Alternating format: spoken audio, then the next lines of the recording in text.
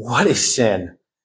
One of the most common things you hear is like, it's what society says is right or wrong. Well, our society, here's a good example. Our society, there's a lot of people that think drinking a beer is bad.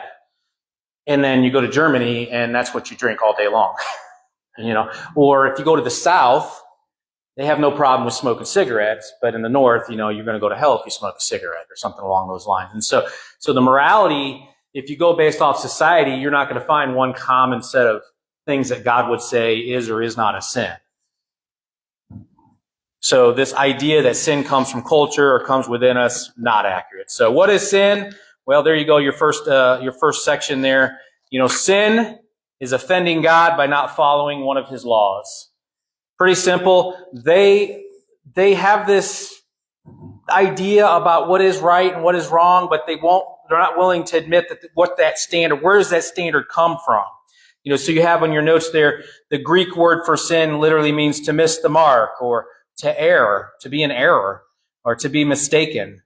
Now, this one really gets me. It's an offense. Like an offense against who? Well, you've offended God. That's kind of a strong way of putting it when you think about sin. And ultimately, it's just a violation of a divine law, God's divine laws.